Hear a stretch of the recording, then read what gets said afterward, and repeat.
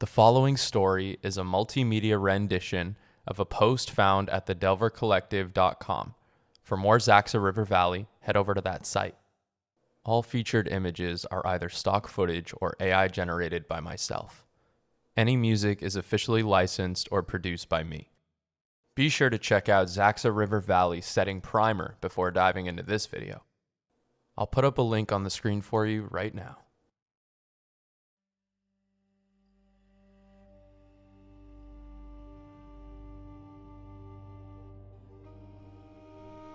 Welcome to the first recap in a new homebrew campaign.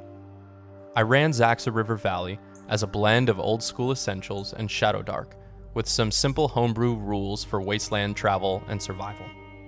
It's set in a Bronze Age world heavily inspired by both Dark Sun and Jack Vance's The Dying Earth.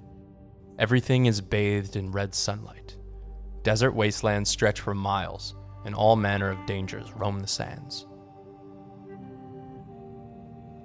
The first thing you should know is Xaxa River Valley began as a shower thought, and within 2 weeks of conception, I had already gathered my players, the party a blend of some old friends and Reddit strangers.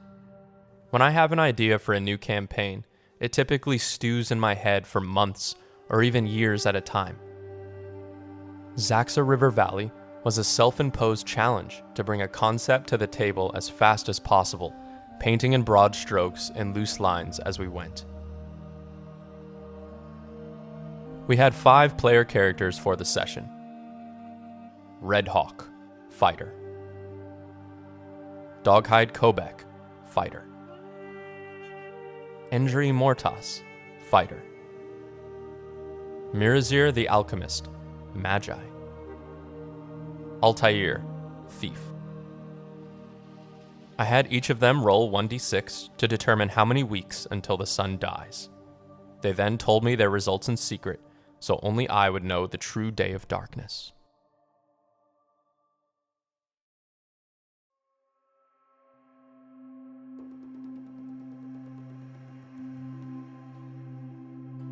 Pern is a river village, built up of a dozen mud brick huts and a simple trading post. It acts as a safe haven for travelers and merchants alike, stopping along their way south to Torrance. The people of Pern harvest reeds and papyrus from the river. There isn't much vegetation beyond struggling flax fields or the occasional gray-leafed palm. The village elders of Pern gathered our party and dubbed them the most able-bodied in the settlement. They were tasked with investigating a rumbling earthquake in the hills north of Pern for the promise of silver. After loading up a pair of donkeys with as much water as they could carry, the party set out northwards from Pern.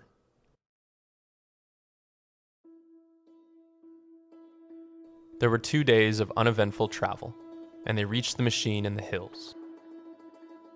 It was a relic of ancient war, buried underground and only half revealed. The earth seemed to burn up from the inside. Scorch marks near the site suggested a great blast shot in from across the eastern wastes. Red sunlight reflected off the silvered hull of the buried war titan. Radiation surrounded the machine in a visible ring. Murazir the Alchemist knew of an herb, the bitter worm root, which allowed resistance to the invisible fire when brewed in a tonic. Such a root could be found buried beneath sun-bleached desert bones. Someone made his lore check to recall any local wasteland graveyards. 5 days east over Xaxa River was a stretch of cracked earth and pockmarked land called Crater Run. Redhawk knew of this place and spoke of giant hunting birds that guarded one particular crater littered with the bones of many dead. The party briefly considered finding Knoll victims across from Pern, but decided to pursue Crater Run instead. They camped on the outskirts of the half-buried war machine and set out at first light. On the 3rd day, as they were cresting a dune, the sound of bleeding was closely followed by the sight of a camel desperately trying to escape a starving lion. Saddlebags trailed in the sand behind the camel, barely clinging to its bouncing hump.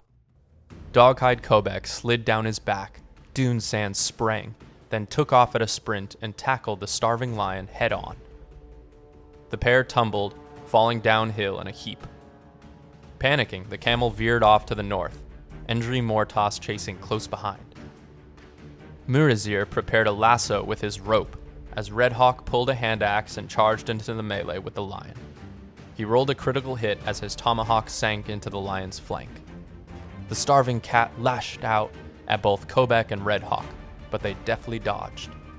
Kobek got his polearm round the throat of the lion, tugging it back to expose the soft underbelly. His dog, Rosh, leapt at the cat and killed it dead. Meanwhile, Endri made a leap to stop the camel and failed, tumbling into the sand. It is a good thing, then, that Murazir's rope flew true. The loop caught round the camel's ankle, and he tugged the beast down. Inside the saddlebags, they found a few days of water, not to mention the camel itself. A fine day indeed. On the fourth day, while the party was camped round a fire, some creature in the open desert bounded on all fours to meet them. As the little ghoul got closer, they could see 2 little gray skins stretched over too much bone. His fingers, lips, and teeth were stained with soot as he smiled at them from the edge of firelight. This was Blackfinger. The party was ready to fight, but Blackfinger proved to be a friendly creature, if not slightly deranged. He explained that he was an ash-eater ghoul and was seeking a solar priest to serve.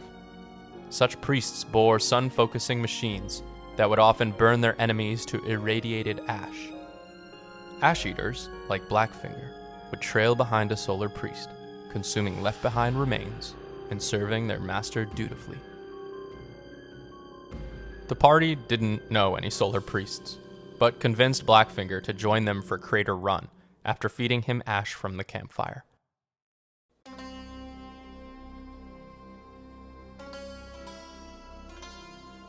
On the 5th day, they reached the boneyard.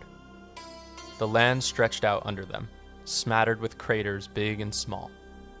Overlooking it all was a crumbling castle built atop a sandstone bluff. This was once the hold of a long-dead conqueror king. It is said that the monarch of Castle Crater was a rock breeder, and that the wicked birds roosting in the ruined castle were the remnant of his experiments. One such bird they could see even now, a great shadow encircling the crumbled keep. Not wishing to take any chances, the party convinced Blackfinger to go on ahead and begin extracting bitter wormroot from the sun-baked earth. The wretched creature nodded graciously and bounded off toward the crater, climbing up over the ridge and sliding down into the boneyard. It wasn't long before the rock was drawn by the movements, but by then it was too late for Blackfinger. The ash-eater ghoul didn't see the bird coming. In a single swoop, it lifted Blackfinger into the air and tore him in two. Luckily, this bought the party 2 rounds as the rock returned to Castle Crater to consume its ashy treat. With haste, the men rushed into the crater and began frantically digging. Redhawk stayed back with the pack animals, and as the rock came back for another pass, he made a snap decision to cut a donkey loose and sent it off on a northward trajectory. We rolled to see if this distraction was enough. A success! The giant bird came in, wrapped its talons around the donkey's back, and lifted it through the air back to the castle. This gave the party enough time to gather the remaining root required. They scrambled back up and over the crater's edge, moments before the bird returned, but by then, they were long gone.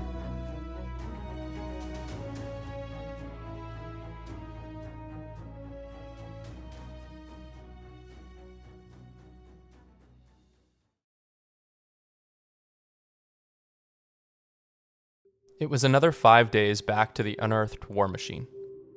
On the 3rd day, as they were crossing Xaxa River, 3 wise men from the north met them in the open wastes.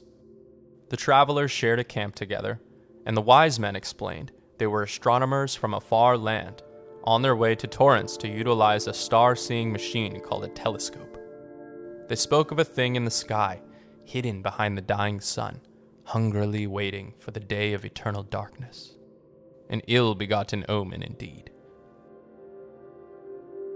While they were preoccupied with tea, Altair the thief snuck over to the astronomer's camels and rifled through their saddlebags.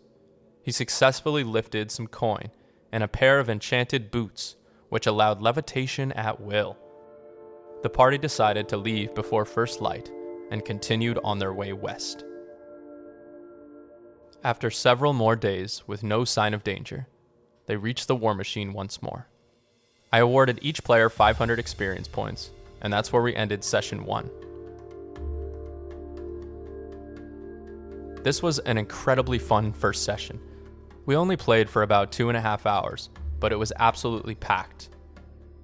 Old School Essentials' simplicity really helps the game move, and lets a lot happen in a short amount of time.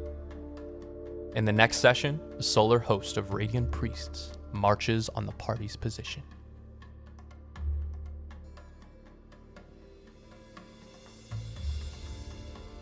As always, thanks for watching. Tell us your thoughts on Xaxa River Valley, leave a comment on what you think will happen next, and head over to thedelvercollective.com for the most up-to-date news on Xaxa River Valley. Till next time, happy gaming.